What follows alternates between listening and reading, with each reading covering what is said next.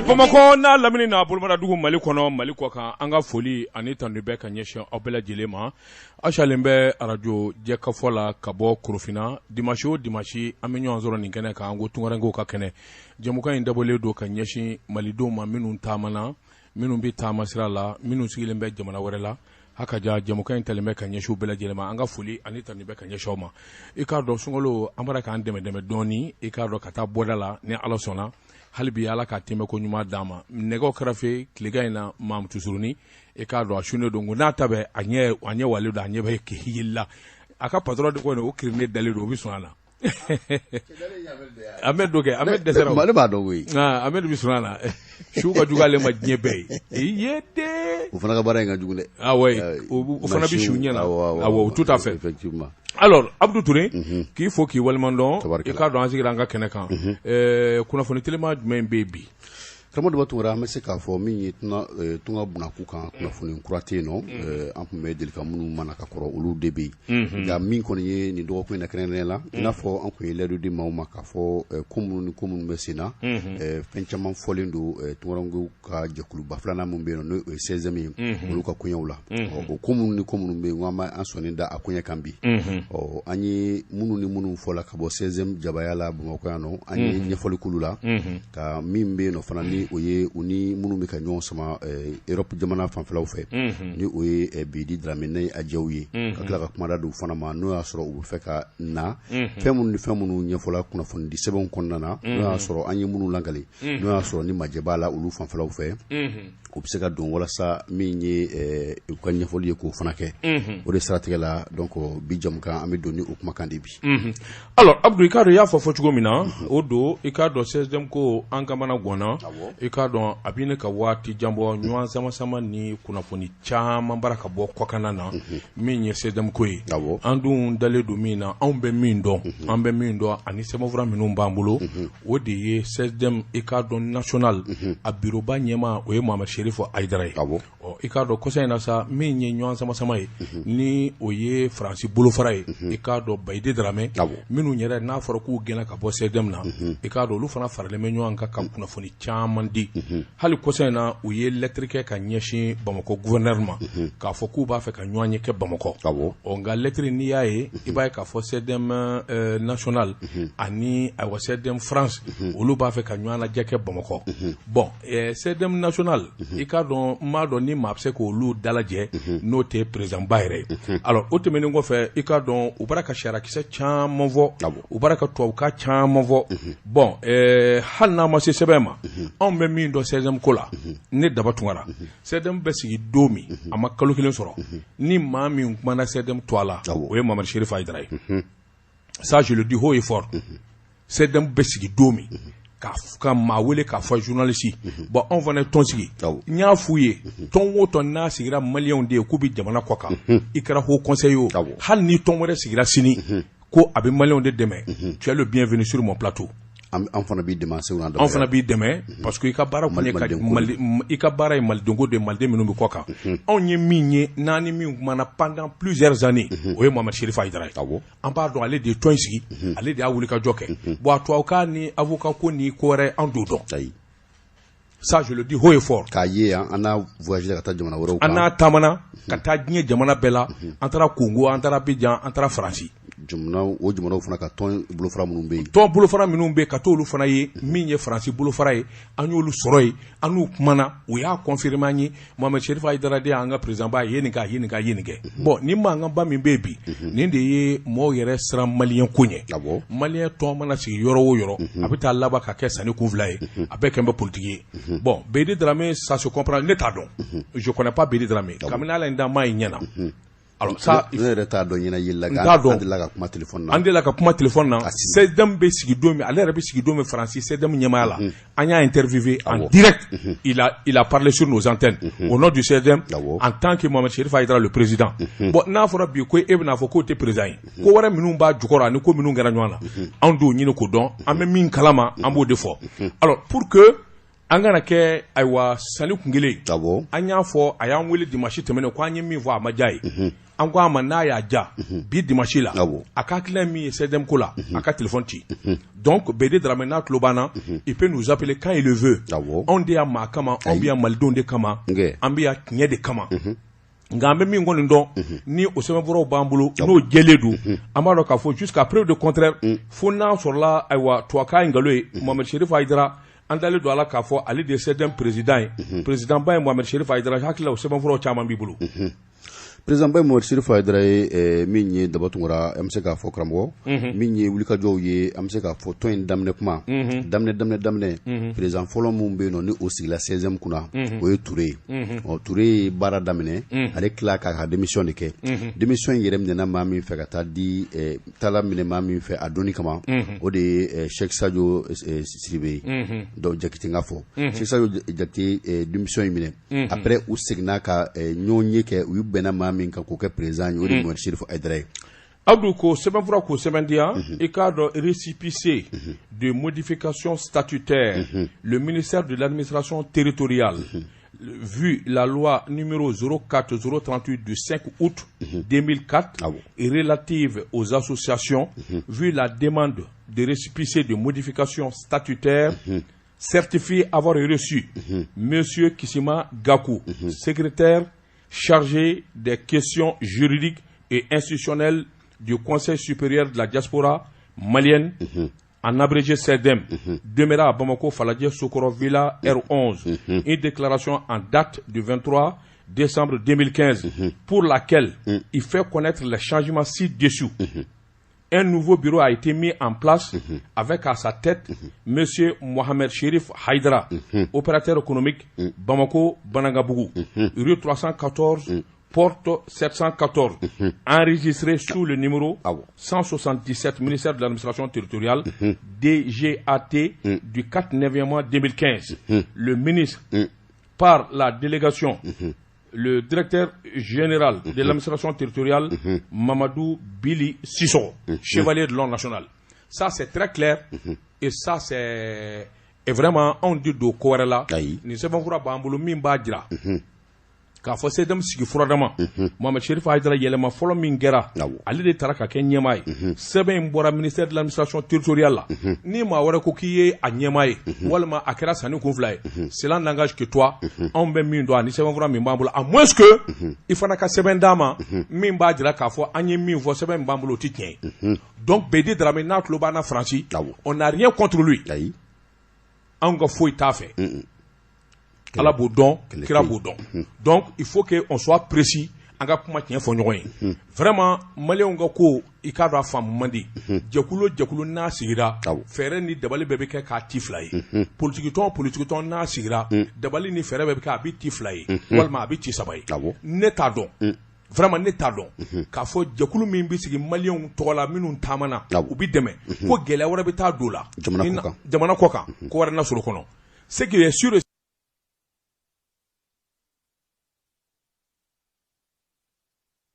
certain BD Dramé, il a été président CEDEM de France. Au Djeledou. Mandat mun kun dila ma. Mandat min dira ma mandat dafara a wulila. Bon, ni ko ite wulo la. Gɛlɛya dɔw nana mun kɛla sababu k'ale yɛrɛ gɛn ka bɔ tɔn kɔnɔ. Bon, ni ko ite wulo la f'i taara don ko wɛrɛw ni fɛnw na. I t'a tiɲɛ i yɛrɛ i b'a tiɲɛ maliyɛn bɛɛ ye. Hali n'a sɔrɔ ko wɛrɛ b'i ni Mohamed Cherif Hayidara ni ɲɔgɔn cɛ. Mais tɔn in dabɔlen don maliyɛnw kama. Sur ce plan n'an ka kɛlɛ kɛ cogo wɛrɛ la mais n t'a kɛ ni a wa CEDEM ko ye. Parce que don o don CEDEM a bɛ tan a bɛ kɛ sababu ye ka mɔgɔw siran u kan ka baara ni dɛmɛ min ta ka maliyɛnw sɛgɛrɛ a bɛ dɔ b'o fanga na. Voilà moi mon point de vue très simple. Bon, BD Dramé, pour son information, politiquement, parce que Parina, Tcheblin Dramé, Baden Drogonidou. Ah, d'accord. Voilà, Tcheblin Dramé, Baden Drogoni, BD Dramé. Donc, il va nous obliger à dire certaines choses qu'on ne veut pas. N'a solo politico de Donana, Walma Kouere Donana, ça nous, on ne sait pas. Mais en même temps, cela nous engage. En même temps, c'est un Kola. C'est un Sigira Domi Senga. Interview fɔlɔ min ni radio sɔnna k'a kɛ o ye radio jɛka fɔ ye Mohamed Cherif Hayidara nana an fɛ yen an fana ye jɛkulu sigi sen kan an b'a fɛ ka maliyɛnw de dɛmɛ n ko a ma anw da tɛ maako ye Haut Conseil ils sont les bienvenus CEDEM ils sont les bienvenus sini ni jɛkulu kura wɛrɛ sigira k'u bɛ maliyɛnw dɛmɛ minnu bɛ jamana kɔ kan ils sont les bienvenus maa ta an ka kalosara d'a ma Karabo Befo Ninga, on mange pas chez quelqu'un. Donc, alors, amène une émission que machité, au conseil là, Walma c'est Damna Mimba sponsorisé. Walma Kalo Kubi Warde Sarani. Donc, en bas que, ala ni Malia Minumbi Jamana Kwaka, en bas que, au lieu de Kamanda que Makama, Anga Koti Makui, ni Mako de Samba sur la Bana. Combien il nous faut pour que, Anga Seka émission que Dungo, Courant dit, Dieu Basra, c'est énorme. Machité, Mimba Droma Kilindama. Donc, en bas fait que Mimbo Malien au drone. O de ni malem nu bi jamana ko kan jamukan an ya sigi senga andine na ngani ala mama nyina va nga sigi an yuru de an sigi ka miri an bi tama ko jugu malem nu bi jamana ko ka usengene do vraiment est ce que jamukan se ka ke sababu nyumanye uma effectivement akira sababu nyumanye parce que ni mama akili bala kabni libi mati radio folo mi libi gele fo ka mo la somi o kra jika foy o kala malem ngumbe kasula ubuto kasola kam je ka fo de wele amba annoncer ka fo karsani karsamine ne bo be kasola kana Algérie problème damne kam na jamana wara problème damne fo bi radio libre be dona ikado diaspora émission na alhamdulillah moi je crois que en même voix vraiment en bas fo en kan korotale ni gela wara be mo ni nyonje ou ko régler mais nous tara ikado aywa migne association ko ni fo ko lu doala association fanga be ba abitnie be ma chama be no munu nu suma ko tunna nyona u ki waro sola chama be u tara tunala u li bana soro walma u fatula suma ma yoro don u braji kuna funu sola ka sabu ken jamu kenyi on be andisi goshina ye ka soro wosote ka jira ka fo ameni bara min ken bara yire kanundo chama be no minyi ambalma nu suma nu limana u ye tiru u tamana warsa ku nyana janga tu nyon kalama jamu ken dabola ni braji ni kama voilà alors ma wille mbambolo bi sani bedi ka dum amala je kam alors de toute façon amba fo ka dia bedi drame e ka don on dia makama ande Mohamed Cherif ga aidra kama on dia aywa karsa kama ande e ka don Abib Sissoko kama on bia mal Abib Sila kama on bia uniquement malien minu tamano be herani la fa sur tugomi dimanche temene anye émission ke ya wele ka fo imma so anye puma minu vo ni mason akuma puma mi ni puma mi bi kono dalu minu bi bolo on be micro dima e ka téléphone ti 24 76 29 c'est ton droit de réponse il y a bien doit là faut bien nous égaler il faut le dire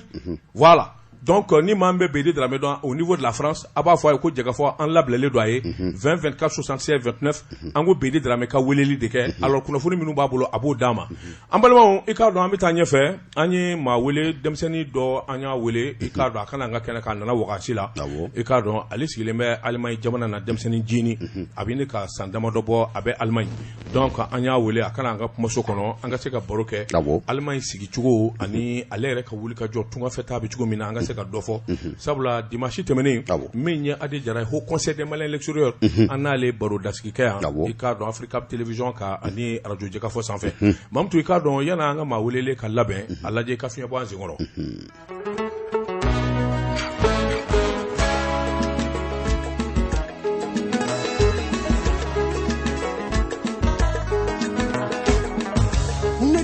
kalo kuma fe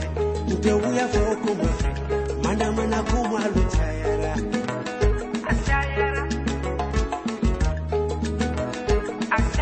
jamana chiba luchara transition kuma luchara eni bombe nyone nina abeje ko silame abeni karamo benyo luchara abeje ko silame ya kasira sumi sali la luchara abeje ko makanda la luchara misiri joba luchara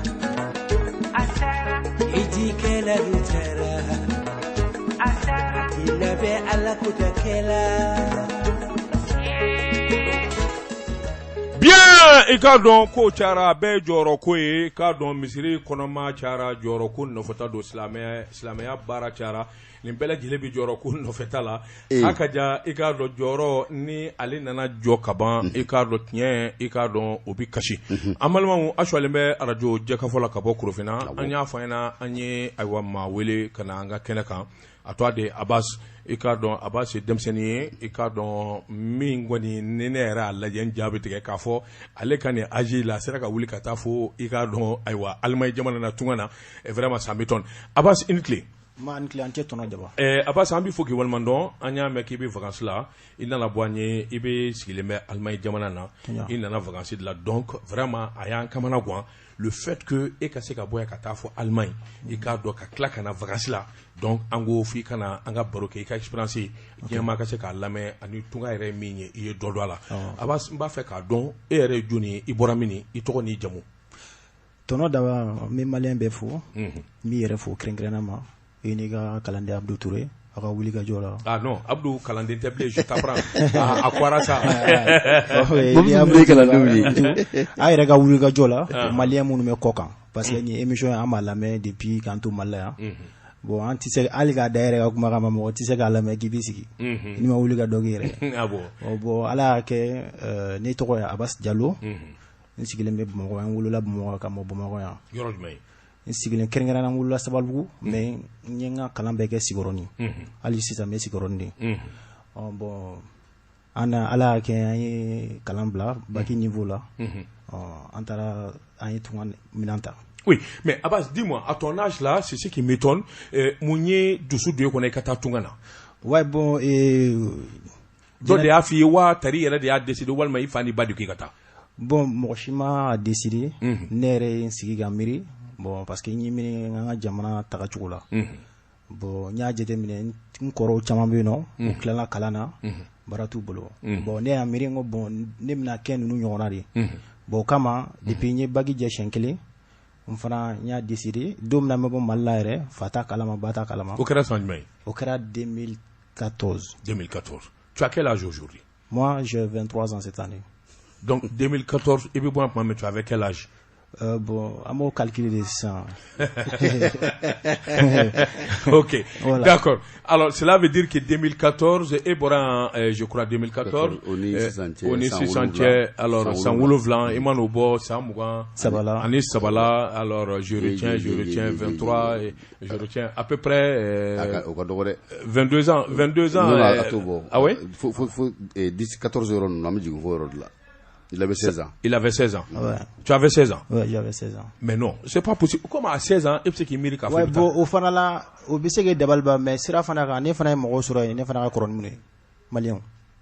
Mais Abbas, alors, il to chikoroni dundala, tali kera ketchugo dmena. Comment tu as décidé un jour qui quand maintenant ta kabwa ka soda fait il sera dundala. Comment je veux comprendre a filmu fo inde? Non, domna ne kalambla, nya décidé de rogner ntaro meta rom na ere ntara autogar la ngo meta tigesa ngo meta tunala cheko ma ko komita mi ngumta arabu jamana do la go do ko arabu jamana mai mi conseil gata Afrique de l'Ouest na mais comme ñe mo ngolo wa gelen don ni mun décider pour ako bon ni ma ya gibita arabu jamana la et itara garde mais itara bieta ntara autogar la alors itara autogar la ka bieta alors ka boy i bora bamako ka itara dugu flo voilà ay ko ma ka bim blagat Agadez au Niger dugu do mais coxer do ofia non tige frela do tige frela do coxerte en sera Niger ay blagat Agadez bon ni sera édition fla soit habita Libye soit habita Algérie bon sera Libye de jarain bo warte molo obligé de gambam sore wole aller les gars deme do ma nga soro ase Libye mais kele ki ba wole ka fo ko Ebola ki be Agadez ouais parce que ne aller bla problème le kono ay mu fo parce que azro wale war kala ma azro nyini fambe wala war ko no hotel war ko ga gele fana bon faga ale fana ka bulbul le ga waro franyo ko dinema bon ay war frafran ko dinema ni fana ndewru ne mais en Afrique c'est ko ni ay no ale baron alna ko ne segnet na segnet arebo don oro kama ma ko ne wasigi oro kama ay war jawa yini ga dinema ka dugoki nsara Libye nyento Libye tuna après ko fe nyaawule tuni ngo meta Italie akoma ko Italie ko mo be sasira la ngono pour ya kana sira ngono ngo mobili sira be parce que ndafa ga fo ko meta jika OK foncele ni nya fo ngono na jisa fait bon y une semaine dans Italie ndara Paris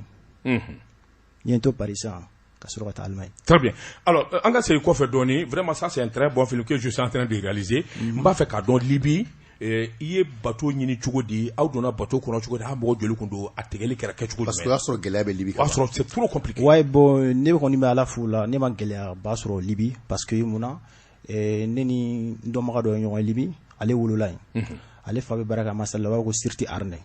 ale dinga to lay ale wululay bon neno dona nyona bon ale yɛrɛ ka baara kun ye ka mɔgɔw bila ka taa Italie bon ne tun b'ale yɛrɛ de fɛ yen mais tagali kun tɛ ne kunna mais yɔrɔw commencera ka gɛlɛya ne ye tagali décider ne fana taara ouais mais a donna bateau kɔnɔ quand comment ça s'est passé ouais bon an donna bateau kɔnɔ bateau ninnu kɔnɔ sɔgɔmadafɛla dɔ de kun don a sufɛla non parce que a bɛ dépend kuma dɔ la coxeur de bɛ mɔgɔw bila problème na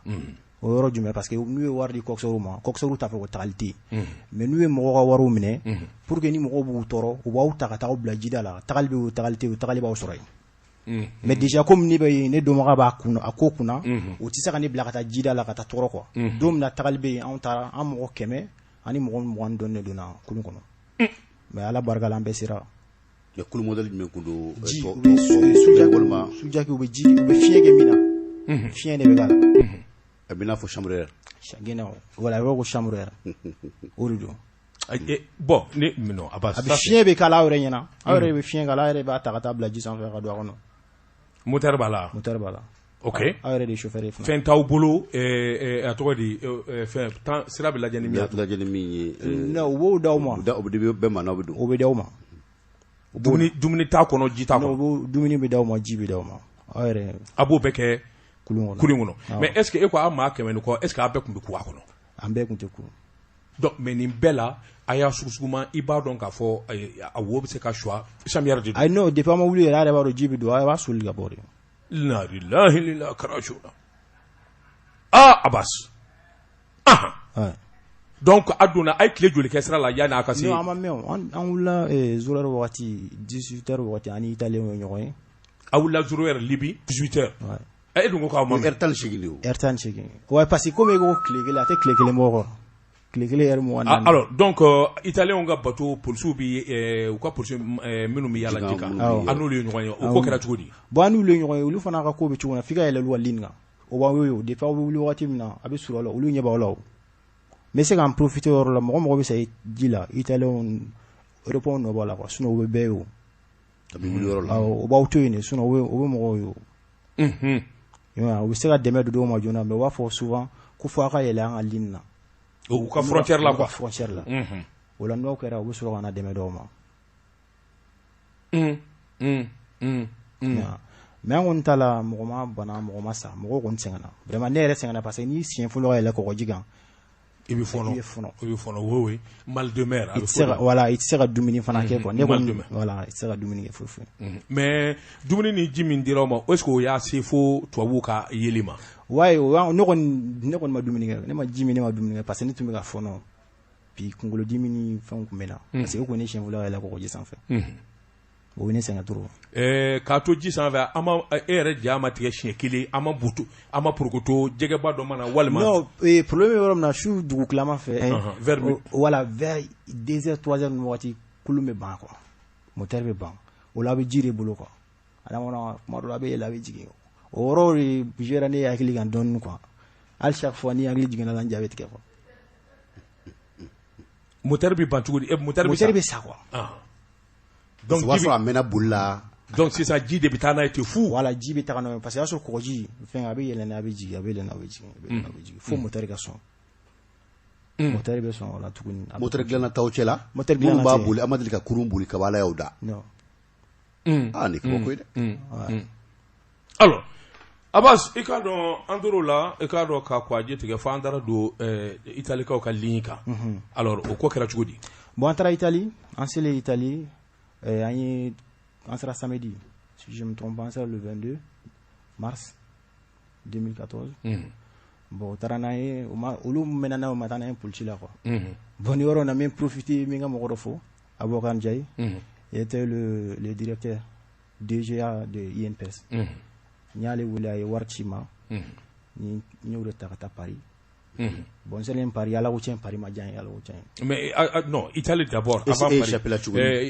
u y'a fara ɲɔgɔn kan e bolila de wa u y'an ta ka taa an bila kan ne kɔnɔ Italie bon kan kɔnɔ bon a tun tɛ ne kunkolo la ka to Italie quoi bon kan kɔnɔ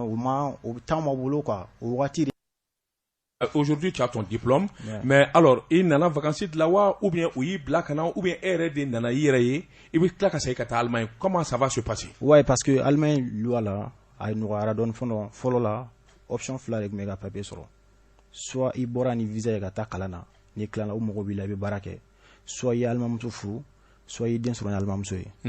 mais surtout an mɔgɔ minnu bɛ taa nin cogo in na tan a ka gɛlɛn u ka chance d'a ma ko an bɛ formation kɛ parce que formation wari ka ca mais u y'a nɔgɔya an bolo u y'a jateminɛ mɔgɔ minnu hakili ka di minnu bɛ kan mɛn u b'olu bila formation na n'i tilala u ko ko bon n'i tilala n'i ka diplôme sɔrɔ ka baara sɔrɔ an bɛ papier d'i ma bon n'i tilala mois d'août passé 2020 ni ni an mɔgɔ saba kɛ ni allemand jeune saba an saba bɛɛ passera bon ni n ka diplôme sɔrɔ u fana ye ne ka papier ta ka di ne ma allemand papier dir'i ma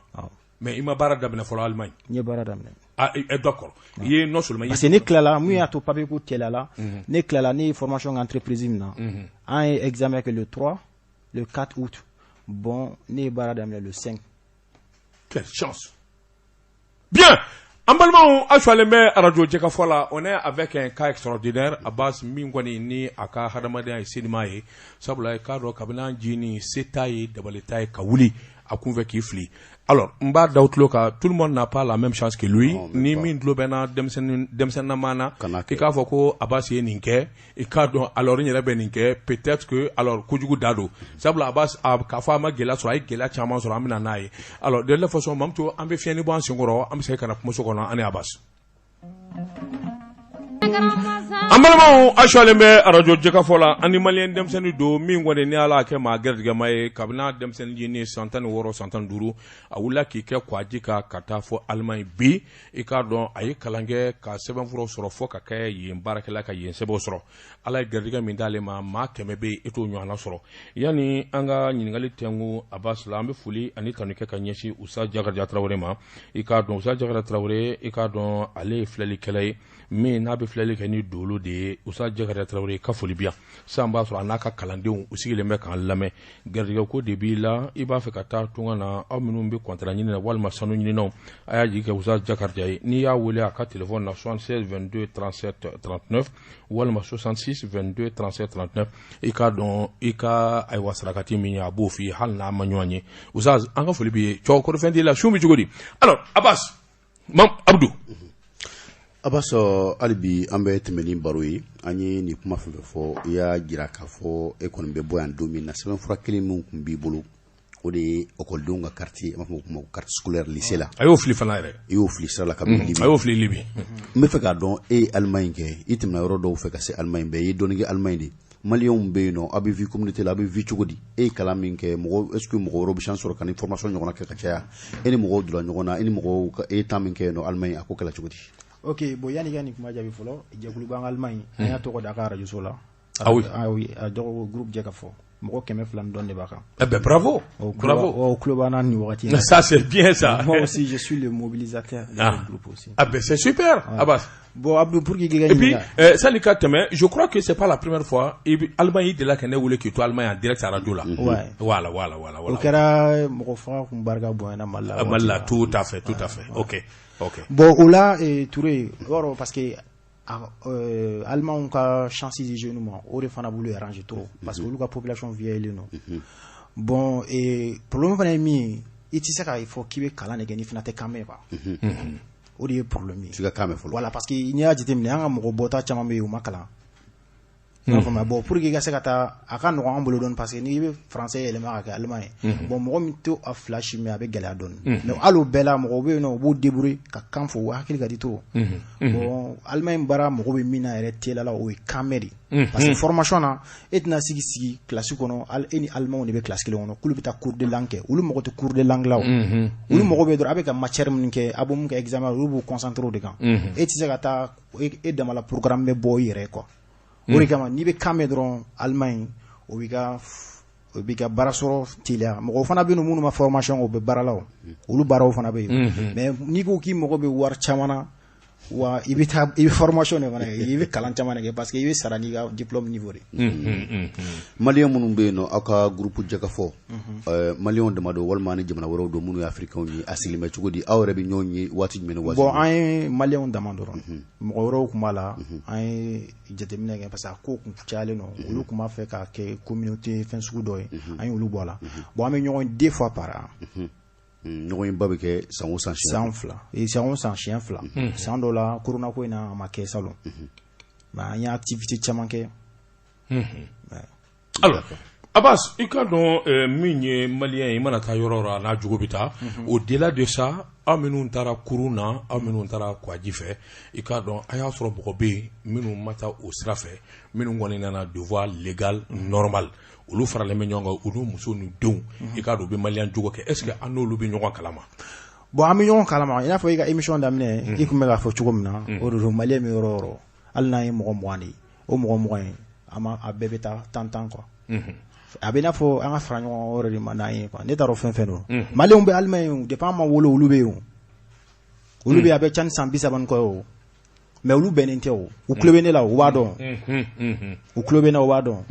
e filɛ ka mun fɔ aw tun bɛ ka kuma Faransi ta min kan Allemagne ta ka jugu ne o u b'a dɔn pour que an ka fara ɲɔgɔn o t'o kɛrɛ bɛɛ de bɛ taa dama ta groupe nu sigi mais ni ko k'an ka na fara ɲɔgɔn u b'a fɔ u b'a hun minɛ mais i tɛ mɔgɔ ye olu fana problème fana min bɛ olu da la olu fana ka parce que an mɔgɔ minnu bɛ taa kulun fana la olu fana tɛ anw jate quoi est-ce que i bɛ k'a faamu et pourtant olu bɛ taga don min na olu n'an tagacogo bɛɛ ye kelen quoi a tagacogo tɛ kelen ye ayi non olu dɔw taara avion na mais olu bɛ se yen mɔgɔ min taara kulun na mɔgɔ min taara avion na papier t'e bolo papier t'o bolo e n'o bɛɛ ye kelen Allemand bolo différence foyi tɛ e n'o cɛ e ni ka hali ni e taara avion de la nin taara kulun na e bɛ yen papier tɛ nin bolo papier tɛ nin bolo différence bɔra min a bɛɛ ye maliyɛn de ye statut kelen de b'aw bɛɛ bolo maliyɛn dɔrɔn an bɛɛ ye kelen i m'a faamu mais comme olu fana mɛnna yen olu fana tun bɛ kan mɛn an tɛ kan mɛn olu mɛnna jamana in kɔnɔ bon olu fana t'anw jate hali n'an ka problème wulila i n'a fɔ wagati la 2016 Mali état tun bɛ mɔgɔ bɔ yan ko ka taa maliyɛnw identifier a kɛlɛba de kɛra ah oui an ni wulila c'est vrai c'est vrai an ni wulila ka kɛlɛ kɛ a don bi cɛ o ma bɔ yan ka taa bilen u tun bɛ taa de u bɛ taa ka taa fɔ ko muso fila cɛ fila ni cɛ muso kelen ani dɔ bɛ yen nɔ maliyɛn dɔ bɛ yen ale ye intermédiaire ale bɛ tradition kɛ ani o ni Allemand u b'u sigi u bɛ lettre ci maliyɛnw ma bon n'aw nana o b'a fɔ non an nana dɔrɔn basi tɛ an bɛ fɛ ka dɔn parce que mɔgɔ dɔw kelen bɛ ka Mali identité ta ka sɔrɔ u tɛ maliyɛn an bɛ fɛ ka dɔrɔn ni maliyɛn ou bien tɛ maliyɛn bon n'e ka maliyɛnya dɔrɔn o ye ka laisser passer signer de mɔgɔ o kɛra an don wagati ni 2014 a u nana 2015 mais u ye dɔ sɔrɔ o la u ye mɔgɔ dɔw sɔrɔ ah oui d'accord Amadou Bani Drambe nana 2019 ou 2018 olu nana olu ka problème kɛra sɔrɔla ne fɛ olu ka problème kelen b'a la non Amadou Ba t'a mais Drambe ta problème daminɛ la 2014 parce que ale identifiera ale b'o la mais ale s'est passé 6 mois au tiɲɛna bon u tun bɛ k'a ɲini quoi. Très bien. Alors, dis-moi, Malien minnu ni atara ni ɲɔgɔnna gɛlɛya kɔnɔ ka taa cun jamana kɔnɔ quel qu'en soit alpha association caman bɛ yen minnu bɛ wuli ka jɔ ni cɛsiri kɛ n bɛ a da i tulo kan k'a fɔ Haut Conseil des Maliens extérieurs o y'a damata jɛkulu ye CEDEM y'a damata jɛkulu ye minnu bɛ wuli ka jɔ la ka se ka Maliens dɛmɛ i k'a dɔn o tɛmɛnen kɔfɛ jamana ka cidenw fana bɛ yen n'o ye consulaw ni ambassades ye est-ce que ni jɛkulu damadɔ minnu fɔlen filɛ est-ce que u y'a magwɛn k'a dɛmɛ walima ka sira jira o la bon n b'a daminɛ Haut Conseil la fɔlɔ ne bɛ Haut Conseil fila de don Allemagne fila u ka élection na u fila bɛɛ y'an ka jɛkulu contacté u kɛlen ko bɛ ko politiciens de quoi u mago bɛ jama la quoi parce que vote ni fɛnw de bɛ kɛ quoi u fila bɛɛ ne b'u fila bɛɛ tɔgɔ dɔn mais n tɛna mɔgɔ tɔgɔ fɔ u fila bɛɛ ne contacté an ka réunion na ne y'u fila bɛɛ invité mais Ala y'a kɛ u fɔra ɲɔgɔn kɔ parce que ne tun na mun fɔ ne b'u dɔn quoi parce que tɔnɔ daba an ka tiɲɛ fɔ ɲɔgɔn quoi Mali ko tɛ quoi farafarali in quoi jɔyɔrɔ ko dɔrɔn don sinon Mali ko tɛ ne b'u fila bɛɛ don u fila bɛɛ ne bɛ kuma parce que ne tun bɛ fɛ ka mun fɔ u fila ne tun bɛ fɛ ka f'u ye ni Mali ko don mun de la aw tɛ fara ɲɔgɔn kan absolument u fila bɛɛ fana bɛ ɲɔgɔn dɔn terikɛmaw don u bɛɛ étude kɛ ɲɔgɔn fɛ c'est conseiller fila de Allemagne président fila n'i ye dɔ ɲininka a b'a fɔ k'ale de président n'i ye dɔ in fana ɲininka a b'a fɔ président ne ko fila jɔn de président alors n ka question in m'a jaabi fɔlɔ yalima jɛkulu sɔrɔla min y'aw dɛmɛ ka sira jira walima Mali ka ciden minnu bɛ yen non an bɛ se ka mun fɔ o ye ko la an bɛ Mali ambassadrice kura min nana muso in ka ɲi muso in n t'a tɔgɔ dɔn muso in ka ɲi sinon o bɔra min nɔ la Tumani Jime f'a taara Faransi an ka tiɲɛ fɔ o kun ma ɲi mais muso in ouais, parce que muso in contact b'an n'anw cɛ depuis a nana a y'an wele k'an ka n'an ka sigi ka kuma bon muso in ka a y'a fɔ an ɲɛna hali don a y'a fɔ an ye ko maliyɛn kura min dɔw bɛ ka taa Allemagne sisan k'u bɛ ka taa Mali papiers ɲini parce que Allemagne bɛ pression k'u kan n'a bɛ fɛ a ka baara kɛ a bɛ na ni papier a ko n'a kɛra problème ye don min na ale seko tɛ dɛ n'i taara i ka papier di mɔgɔ ma n'u ko k'u b'i ta ka taa n'i ka jamana la ambassadeur voilà olu conseil sugu ninnu u tɛ se ka fo yɛrɛ kan ye ka tɛmɛ nin kan quoi i m'a faamu parce que n'u y'an to yen a kɛra cogo cogo dɔ bɛ bɔda sɔrɔ quoi mais n'anw nana bɔda tɛ sɔrɔ ou bien mais a bɛ k'o sira a bɛ ka lien b'an ni ɲɔgɔn cɛ contact b'an ni ɲɔgɔn cɛ an tun mago bɛ nin dɔrɔn de la ani ambassade cɛ an kun mago tɛ foyi la ani ambassade tɛ se ka Allemagne papier d'anw ma a tɛ se ka foyi d'an ma Allemagne mais Abbas problème dɔ bɛ Europe France kɛrɛnkɛrɛnnen ɲɛna o ye carte ɲina ko gɛlɛya est ce que o fana b'a fɛ carte a bɛ yen oui Allemagne ta ka jugu n'a bɛɛ parce que France business ko bɛ se ka kɛ a ko ɲɛnabɔ mais Allemagne o tɛ se ka kɛ business tɛ yen o tɛ se ka kɛ o parce que ambassade kelen dɔrɔn de bɛ France malien fana ma Allemagne malien man ca yen ka se o niveau fana ma bon ne ko peut-être malien minnu bɛ yen caman bɛ yen u b'a fɔ ko minnu taara ka taa minéraux ta k'u siw falen o mais mɔgɔ caman fana bɛ yen nɔ minnu bɛ yen nɔ n'u RL kɛra la an yɛrɛ y'a conférence kɛ yanni ne ka na mɔgɔw bɛ yen nɔ minnu yɛrɛ dɔw bɛ yen u ye si min di olu ma o ka ca n'olu yɛrɛ woloba si ye olu ye RL frappants ye ou bien u tɔgɔ ou bien jamu ou bien woloyɔrɔ bon olu tɛ se k'u ka fichier sɔrɔ tiɲɛ tɛ yan u f'a ka corriger de bon n'a y'o bɛɛ kɛ k'u y'a dab'a kama est ce que a bɛ ɲɛnabɔ a bɛ gɛlɛya bon u ko a ma k'u bɛ mɔgɔ dɔ bila ka taa Europe ko gouvernement bɛ ka mɔgɔ dɔ bila ka taa pour que ka se ka ko ɲɛnabɔ bon ne kɔni nana ka sɔrɔ u ma na fɔlɔ oui mais aujourd'hui toi tu n'as pas besoin sabula Allemand ka papier b'e bolo awɔ mais ne ɲɔgɔnna caman de bɛ yen tout à fait e ɲɔgɔnna caman de bɛ yen alors mais dis-moi u ye sigili sɛbɛn de d'i ma wa ou bien nationalité yɛrɛ de dir'i ma non u tɛ se ka d'i ma directement nationalité papier fɔlɔ de bɛ d'i ma ni papier dir'i ma o bɛ d'i ma san hakɛ de la n'i ma problème kɛ n'i bɛ baara la olu yɛrɛ de b'a f'i ye olu yɛrɛ de bɛ nationalité di e ma quoi parce que u b'olu yɛrɛ arranger quoi. Tout à fait. Alors, dis-moi, Abbas, il y a muso furu ya? Ma muso furu. Il y a muso yɛrɛ furu wa? Ne ya, nalen ye muso furu. I nana muso furu de la se Mali kɔnɔ. Ayi mana muso furu la dɛ. Nalen ya, ne muso furu. Alors là, donc cela veut dire que ini muso bɛ segin ka taa Allemagne ka t'i ka denbaya former ou bien? Wa n'ala sɔnna ma. N'ala sɔnna. Bɛ labɛnnen. Alors, wɛrɛ ɲini fɔlɔ. Abbas, i k'a dɔn an bɛna ayiwa hakɛ di maa fila walima maa saba ma téléphone na parce que i ka histoire in c'est vraiment c'est une histoire extraordinaire. Maa fila ou bien maa saba min b'a fɛ k'i ɲininka i k'a dɔn an bɛ nɛgɛjuru labila walima k'u b'a ka conseil d'i ma maa saba maa fila maximum 00223 20 24 76 29 00223 20 24 78 78 radio Jɛkafɔ aw minnu bɛ Mali kɔnɔ aw tɛ téléphone ci nin dabɔlen don maa minnu bɛ jamana kɔ kan alors kabini émission daminɛ an y'a fɔ Bedi Dramɛ i k'a dɔn ni a tulo b'an kan na a ka version de fait a bɛ se k'an wele ka kunnafoni d'a ma a y'o de layidu d'a ma donc n'a ma weleli kɛ a tɛna se ka jigin anw na bilen k'a fɔ ko an ye nin fɔ an m'a ɲininka voilà Mamtu c'est ça 00223 20 24 76 29 l'expérience de Abbas est extraordinaire a ye garijɛgɛ ba de sɔrɔ sabula ni n'a ɲɔgɔnna garijɛgɛ t'i la i k'a dɔn ale filɛ ka taa sira min kan mais Abbas dis-moi i ye ka bɔ Mali kɔnɔ ka taa Libye ka taa Italie France fo Allemagne i ye kalo joli walima tile joli k'a sira la bon n ye mun kɛ a bɛ fɛn fɛn kalo 6-7 ninnu a b'a bɔ fo ka se ka bɔ Mali la i bɛ se Burkina Niger Libye Italie France Allemagne i ye min kɛ sira la a bɛ kalo 7 bɔ très bien 00223 20 24 76 29 20 24 78 78 Mamtou de l'autre côté est-ce que non pas encore alors Abbas an bɛ se ka na i k'a dɔn o bɔlen kɔ a la est-ce que e ye nin garijɛgɛ min sɔrɔ i bɛ maliyɛn dɔn min ye nin ɲɔgɔnna garijɛgɛ sɔrɔ comme toi ka bɔ nin cogo in na kuru ma dafiri n'aw ye aw ma bana aw ma tunu i k'a dɔn polisi min ɲininka sira la est-ce que i bɛ maa wɛrɛ dɔn min ye nin ɲɔgɔnna garijɛgɛ sɔrɔ ka taa fɔ Allemagne maliyɛn caman de bɛ yen minnu ye nin garijɛgɛ sɔrɔ minnu yɛrɛ ta ka ca minnu yɛrɛ ka garijɛgɛ ka bon bonyana ne ta ye awɔ o caman de bɛ yen parce que maliyɛn filɛ nin ye an mana taa tunga la hakilina kelen dɔrɔn de b'an kunkolo la ka baara kɛ quoi ka wari sɔrɔ an tɛ mɔgɔ ta fɛ quoi alors Abbas an ko an bɛ mɔgɔ kelen mɔgɔ fila ta allo oui allo bonjour oui Daba naam c'est Ousmane Ballo Italie oui Ousmane Ballo buongiorno come stai tutto bene tutto bene sì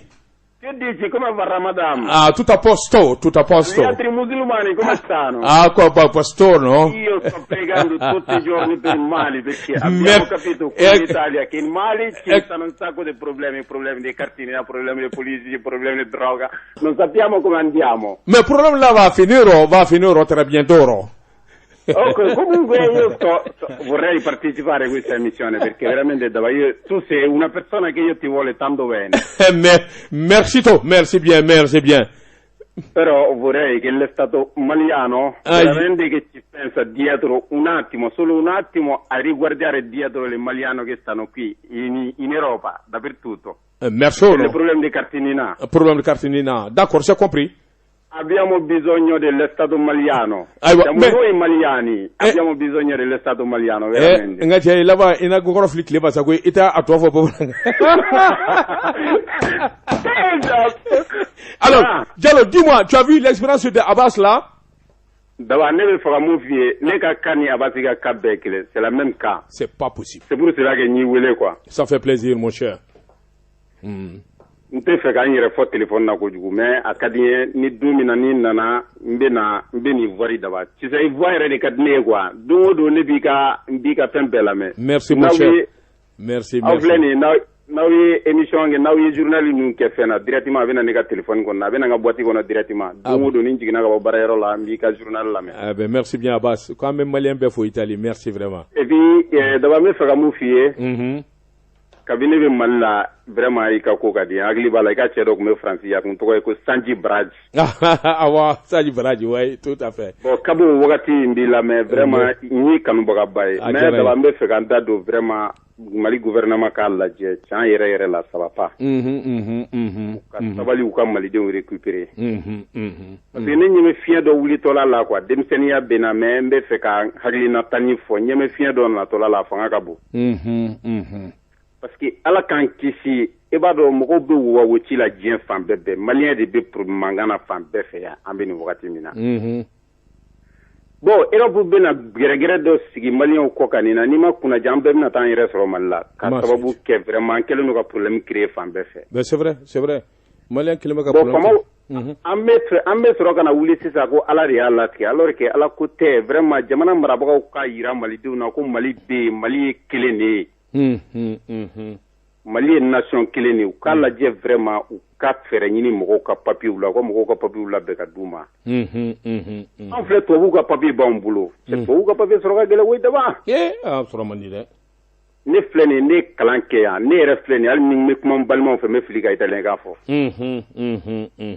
Ne ni italien ne bɛ baara kɛ yɔrɔ min farafin kelen de bɛ yen ne dɔrɔn de ye farafin ye ne bɛ baara kɛ pièce dilan yɔrɔ dɔ la. An bɛ baara kɛ yɔrɔ min ni farafin kelen dɔrɔn de bɛ yen n'o ne ye. Bon vraiment ne kɔni b'a ɲini u fɛ vraiment an minnu cɛ maliyɛnw filɛ ala ye chance dɔ k'an ye quoi an filɛ an kunkolo kan an hakili ka ɲi quoi vraiment an hakili ka ɲi. Merci bien Diallo c'est compris. Vraiment an b'a lajɛ jamana k'a lajɛ a k'a kɛ ala yɛrɛ kama ka sabali ka malidenw u ka hinɛw lacɛ u k'a lajɛ u ka n'u ka jamanadenw vraiment k'u ka problème régler quoi an k'an yɛrɛ lafiya quoi. Merci bien Diallo depuis l'Italie. Merci mon frère, c'est compris. Merci bien. Abidjan, merci Diallo.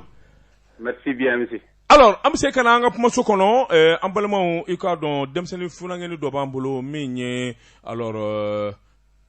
Abbas bɔra k'a ka maana fɔ sisan vraiment c'est extraordinaire. Alors an ko an bɛ téléphone di mɔgɔ kelen mɔgɔ fila mɔgɔ saba jamana kɔ kan ayiwa a ye faamuyali min kɛ Abbas ka ko la. Allo salamu aleykum allo bonjour. Maaleykum salam. Bisimila John do. Naam John do. Abdi tonton de do.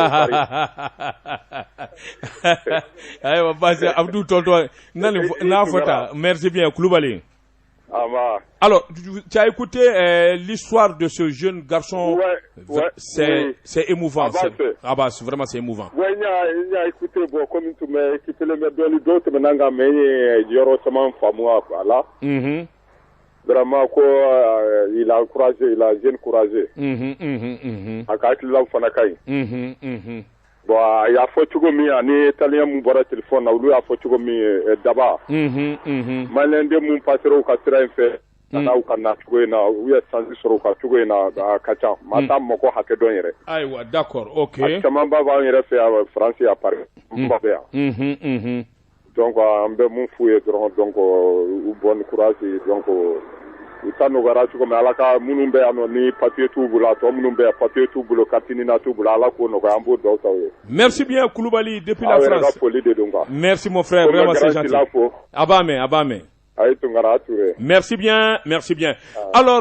le dernier auditeur sûrement, en cas de la bande Icardo Abassuma, 00223 20 24 76 29. Allô, oui, bonjour. Allô, bonjour, non. Ah oui, ça, vraiment, je suis très content. Merci, qui peut voir du de question français? D'abord, c'est Moussa Aladjo depuis Paris. Aladjo, qui peut voir du de question sur le Loïna? Ah ouais? Aïwa, bismillah, Andlobila.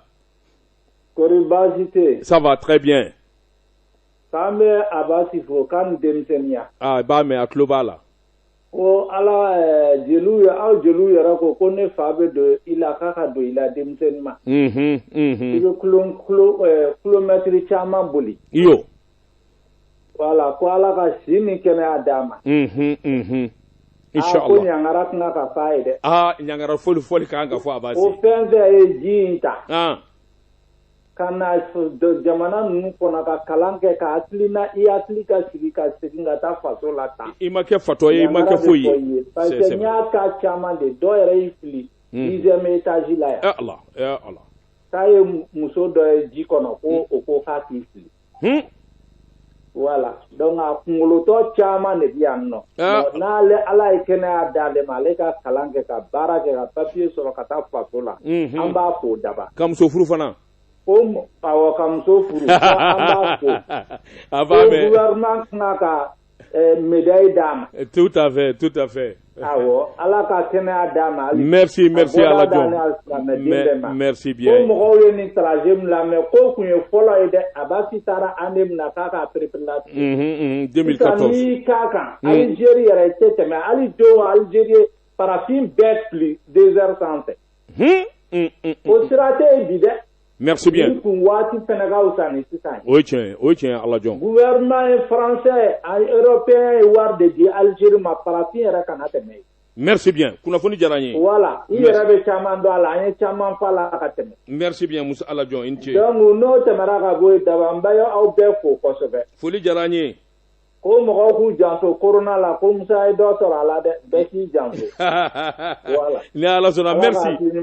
Iniche. Alors, merci bien. Alors, on est pratiquement à la fin de cette émission. Abbas, alors dis-moi, ne b'a fait qu'il y ait un d'accord à clé. Si n'a farako et ma délicata. Abbas, ani itara bi sera in fait yai. N'a farabi ko ni belle délicat effacé ka sagaka. Est-ce que tu vas le faire? Non, c'est tanké. Mouna? Ouais, parce que qui la génération n'a pas changé de quoi. Parce que moi, je suis tout le monde. Tout à fait. Abbas, ikadon ni kuma folen filmfilani ikadon ni mse ka hakili do demseni dola ka encourager ka bita walma ni mse ka do décourager ka bita ni demseni dola na sema Abbas ni mingeta mba fe ka ni nywana ke mbla sala bi mouvaye. Bon neta foye ka ta ko. Ah oui, d'accord. Neta foye na karatara parce que ne tagara ne ma mɔgɔ fone ko ne ka taga parce que hali ne tale ne sira Allemagne ne teru caman bɛ wene wele I taara cogo di I bɛ ma kɛ cogo di ne t'o f'i ye parce que n'a kɛra problème I somɔgɔw hakili bɛ jigin la e de y'a su ka bila la ne de y'a su ka bila la voilà bon ne tɛ to mɔgɔ somɔgɔw hakili la quoi. Abbas ikadon kuru bi ni ka se shana e be mun ɲini jamana gouvernement fɛ bi an minnu ye nin taama in kɛ ka taa kɔ kan walima minnu be ni gɛlɛya b'a la gɛlɛya b'u la e be mun ɲini Mali jamana gouvernement fɛ i k'a dɔn min be se ka ta k'u sɛgɛrɛ ni dɛmɛ I yɛrɛ ka miiri la. Bon ne be mun ɲini Mali gouvernement fɛ tɔnɔ daba o de k'u hakili to maliyɛnw ka papier ko la parce que n'a fɔra a be tubabu la yɔrɔ min na olu a be sɛgɛn pour que olu ka se ka papier sɔrɔ. Olu bɛ ko papier ta ka d'aw ma mais n'a fɔra e tɛ ka se k'i ka jamana yɛrɛ papier sɔrɔ o fana ka bɔ tubabu hakili ma ni e m'i ta sɔrɔ olu fana t'a di e ma parce que n'i y'a mɛn papier bɛ d'i ma I bɛna n'i ka passeport de fɔlɔ an ma ɲin'u fɛ quoi erreur bɛ minnu ka fichier la u ka corriger teliya la a dɔw bɛ san 20 kɔ n'u somɔgɔw ma ɲɔgɔn ye ka sababu kɛ passeport ko ye i m'a dɔn a ka gɛlɛn tout à fait an ma ɲin'u fɛ u ka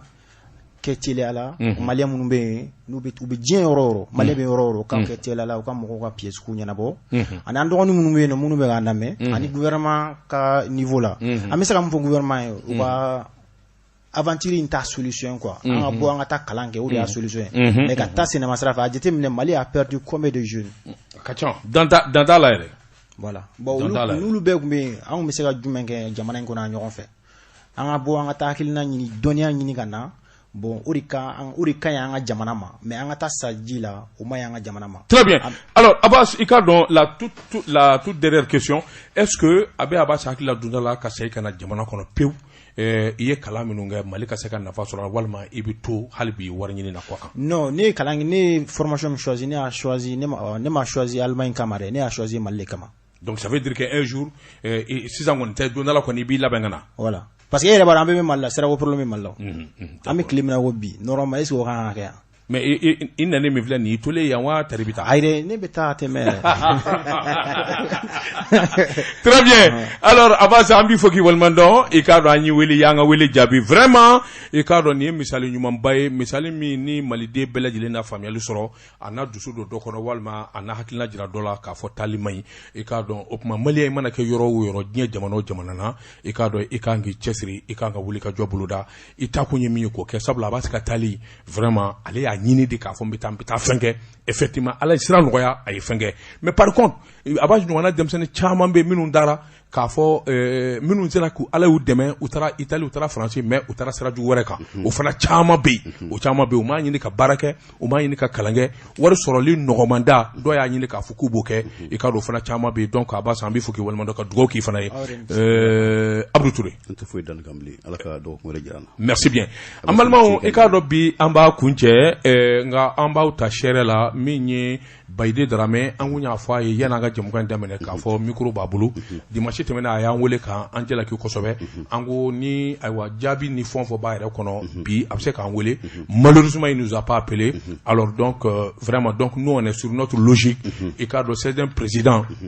Mohamed Chérif Aïdara do ka da sɛbɛnfura minnu b'an bolo ani anw yɛrɛ ye minnu y'an ɲɛ na donc an bɛ kangari min da o de ye maliyɛn mana kɛ cogo o cogo an ka sabali o de ka ɲi min ye gɛlɛya wɛrɛ n'o bɛ mɔɔ ni ɲɔgɔn cɛ o kana ta ka taa o da kɛnɛ kan a bɛ kɛ sababu ye jɛkulu min ni a bɛ maa miliyɔn caman mago ɲɛ k'o jɛkulu k'o daji walima k'o jɛkulu nagasi o tɛ ko ɲuman ye o tuma an bɛ kangari da maliyɛn bɛɛ ye n'an ma ɲɛ aw farala ɲɔgɔn kan n'an ma ɲɛ k'a bɛ fara a y'a ka kɛlɛ kɛ kɔfɛ mais n'a y'a kɛ ni jɛkulu tɔgɔ ye a bɛ kɛ sababu ye ka jɛkulu fanga dɔgɔya min ye barika ye k'o bɔ a la ala m'an kisi la Bayide Darame i k'a dɔn an b'a dɔn politique ma don sabula Cɛbilen Darame baden somɔgɔ don i k'a dɔn alors ni politique kɛlɛ de b'a kɔnɔ walima autre chose an t'o dɔn c'est parce que nous disons mais je pense qu'il y a toutes ces possibilités qu'il faudra vraiment voir an ye occasion d'a ma a k'an wele ka explication di a yɛrɛ bɛ ka version min a k'o fɔ mais malheureusement il nous a pas appelé cela n'est pas de notre faute Mamutu Bolo kun bɛ nɛgɛ la Buwa Jabate kun b'an ni bɔda cɛ jɛmukan ye k'a labɛn ka ɲɛsin aw ma Abdou Touré i k'a dɔn Daba Tunkara an ka maa welelen kun ye Abbas ye denmisɛnnin don min n'a nana ka bɔ Allemagne jamana na nin de kɛra garijɛgɛ ye wa salam